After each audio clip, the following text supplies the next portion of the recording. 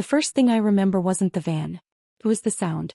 A soft click behind me in the parking lot. Too quiet to matter, too ordinary to fear. I almost didn't turn.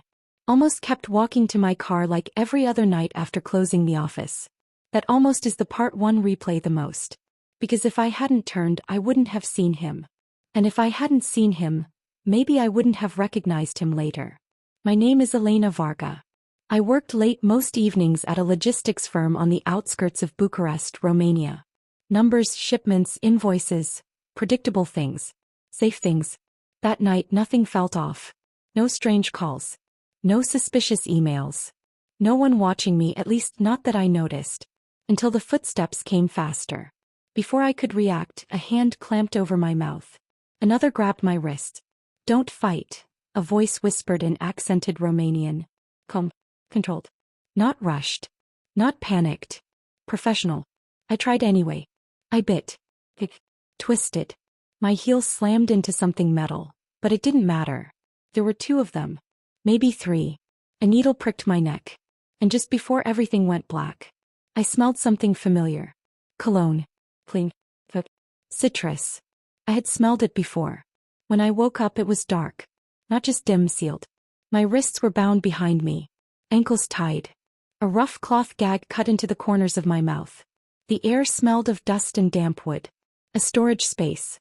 Maybe a warehouse. I forced myself to stay still. Footsteps above me.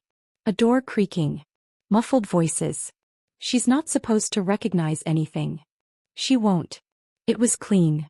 Still. We stick to the plan. That word again. Plan. This wasn't random. The first time they brought me upstairs they blindfolded me. But kidnappers make mistakes. One of them adjusted the cloth too loosely.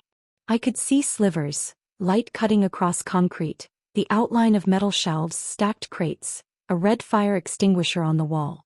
And boots. Polished. Office shoes. Not the kind you wear for crime, unless you came straight from work. The police told me later that in the first 48 hours, they treated my case like a random abduction. Wrong place, wrong time. A woman alone in a parking lot. No enemies. No threats. No suspicious behavior. My colleagues were questioned briefly, but nothing stood out. Everyone had an alibi. Everyone seemed concerned. Especially him. Adrian Petrescu. Senior operations manager.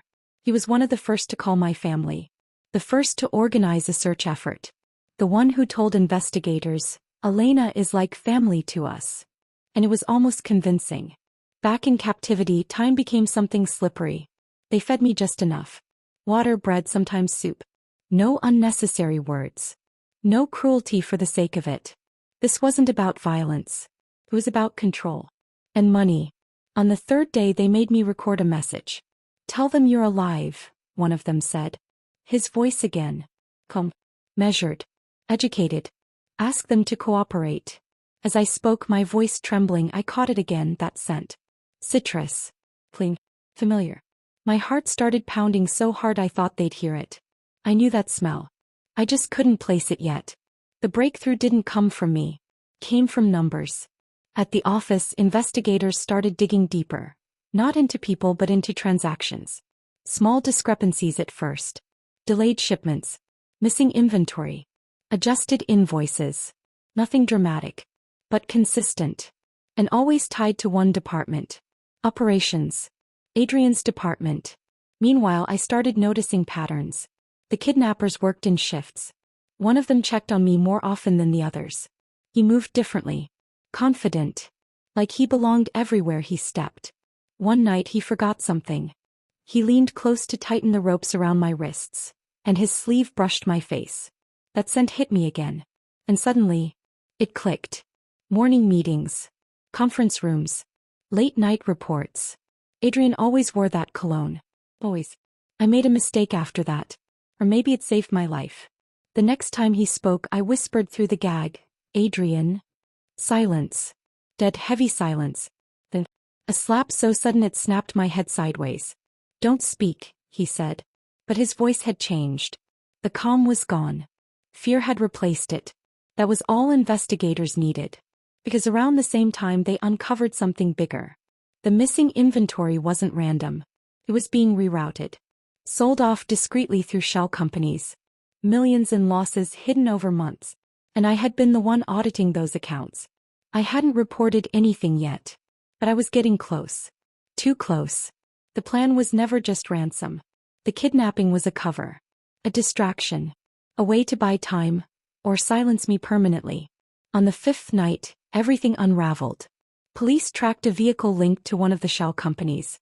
It led them to an industrial zone outside the city. The warehouse. My prison. I remember the chaos, shouting, boots slamming, doors crashing open. Gunfire. Someone yelling, "Police. Stay down." Hands grabbing me, cutting the ropes, pulling off the blindfold. The light burned my eyes. And then I saw him. Shrink. Face pale. Hands raised. That same polished look, but shattered. He didn't look like a criminal mastermind. He looked like a man who had run out of options. Later, during the trial, everything came out. The fraud. The network.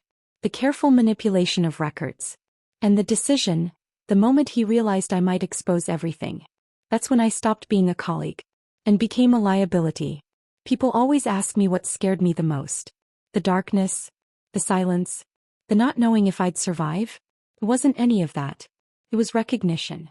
The moment I realized the voice giving orders, the man orchestrating everything, was someone who had smiled at me just hours before. Someone I trusted. Someone who knew exactly when I walked to my car. I still hear that click sometimes. Behind me. In empty spaces. Late at night. And every time I turn. Because now I know. The danger you don't see coming. Usually already knows you. If this story shocked you, make sure to like this video and subscribe for more intense true crime stories, mysteries, and shocking investigations every week. What do you think was the biggest mistake Elena made? Trusting her colleague, working late alone, or ignoring the warning signs? Drop your thoughts and theories in the comments below. Turn on notifications so you never miss the next true crime upload.